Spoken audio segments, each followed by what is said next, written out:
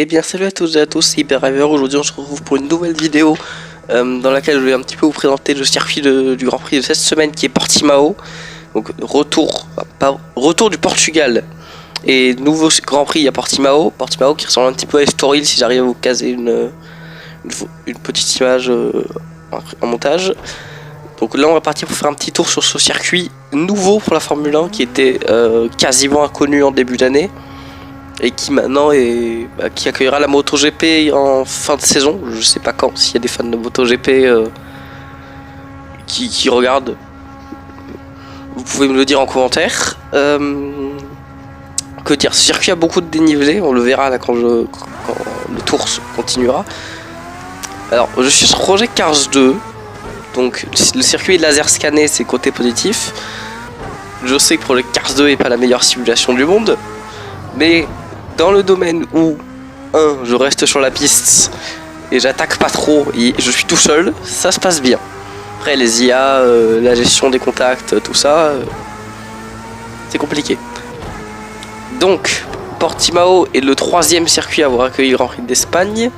4e, il y en a eu un à Monsanto, il y a eu Porto et il y a eu surtout Estoril que je vous ai montré au début qui est le dernier circuit à avoir accueilli le Portugal.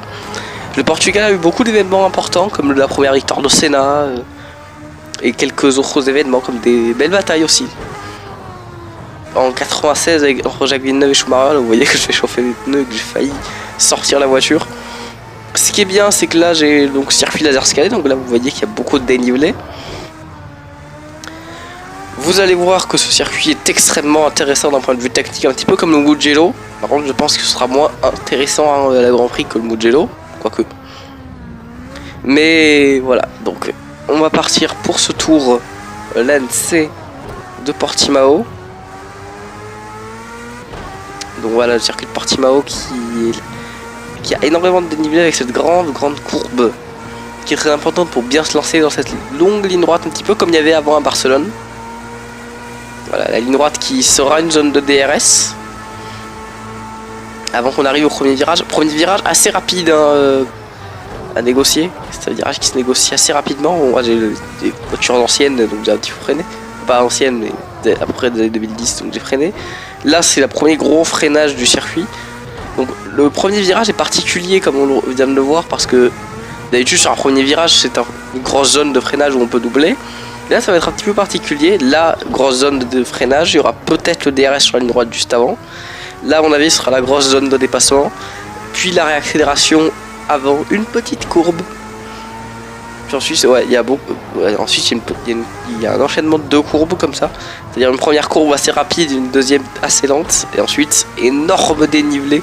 Là, c'est un roller coaster. C'est des montagnes russes, ce circuit.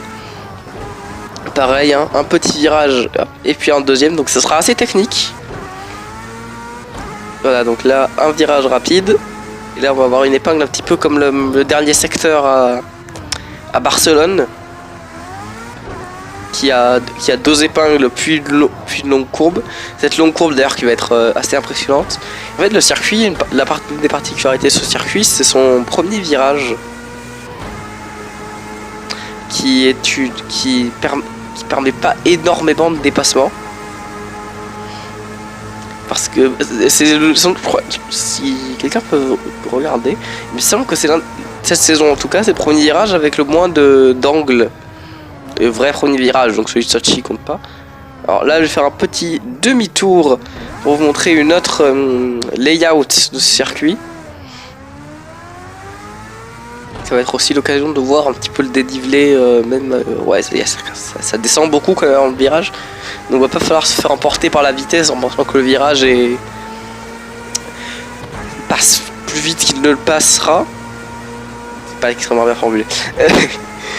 Donc voilà, la grosse parabolique, on voit qu'il y a une bosse là. Ouais, là ici.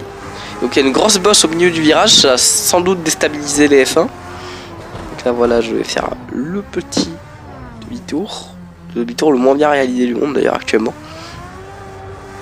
Donc là on se relance pour la parabolique. Donc là vous allez revoir la bosse dont je vous parlais, qui est ici. Donc il y a une grosse bosse qui déstabilise les voitures.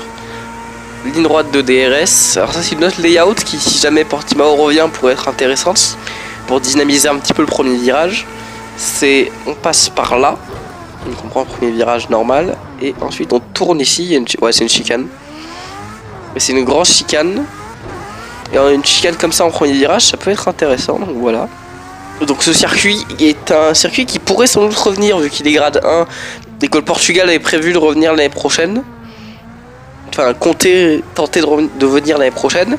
Si le Grand Prix se passe bien, il y a moyen qu'on revoie bien ce circuit façon Imola, comme ça a été le cas au début pour Imola. Il y a aussi, ouais, il y a cette autre layout si on veut faire un circuit plus court. Mais avec les F1, c'est peut-être mieux d'avoir une longue ligne droite ici pour pouvoir mieux dépasser. Donc, rendez-vous dimanche pour le Grand Prix de Portimao. N'hésitez pas à vous abonner et à lâcher un petit pouce bleu. Au revoir.